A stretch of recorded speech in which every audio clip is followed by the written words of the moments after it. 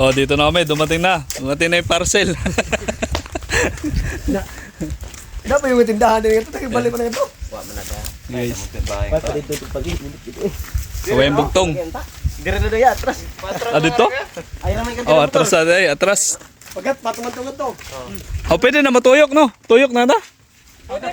Oh. Tuyok na lang, around direksyon na ako. Sige, sige. Magandang araw nga pala sa inyo mga kanegosyo. Ngayong araw nga pala, samahan nyo kami dahil magdi-deliver kami ngayon ng mga paninda na in-order sa amin ng bago naming suki. Kakabukas pa lang pala ng tindahan niya at ngayon pala siya namili ng mga paninda sa tindahan. Kaya napakaswerte talaga namin dahil isa kami sa mga napili niyang tindahan kung saan siya mamimili ng mga paninda niya. Pagkatapos nga pala namin ikarga yung bigas at saka yung mga groceries, ay dito naman kami sa mga feeds. Meron din kasi siyang may in-order na ilang mga patuka, pagkain ng mga baboy. Siguro, yung iba dyan para sa mga alaga niya at yung iba paninda niya rin.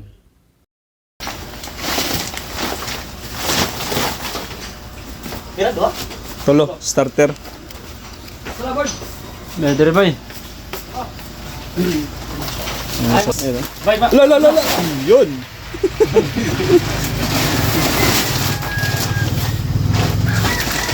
What's up? It's on ako nito. Lakas oh. Oh, pero kurog na eh. Eh guys, tapos na tayo mag-load. Init.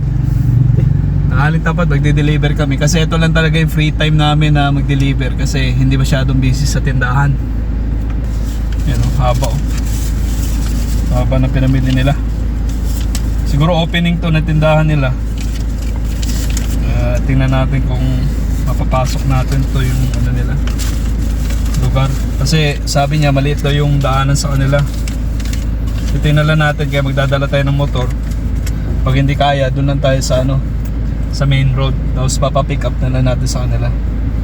So tara, sama ko dalawa. Si Julius tsaka si Boy. Yan, si Boy. Yan, si Julius Palautog. Let's go.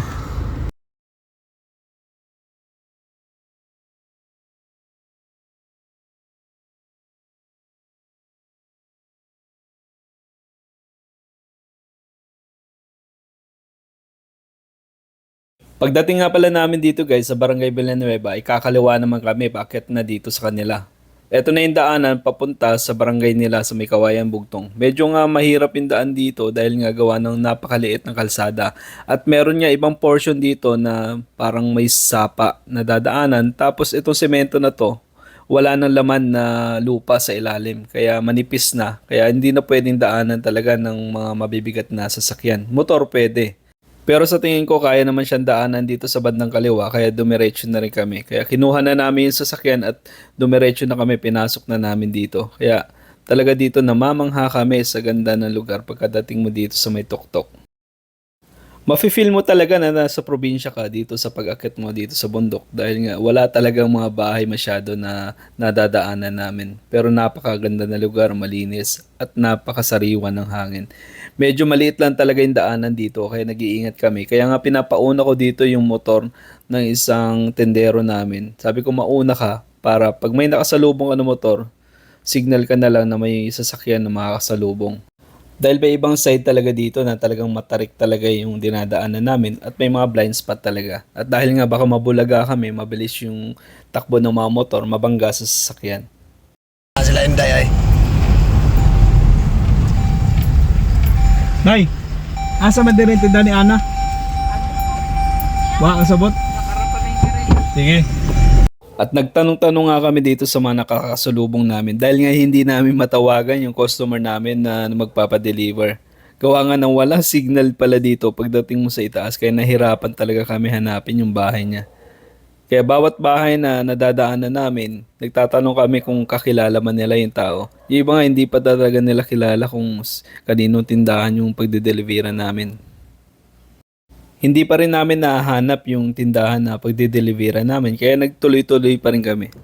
Hinahanap pa rin namin at kung may madaanan man kaming bahay ay tatanong ulit namin kung kakilala man nila yung tao na hinahanap namin.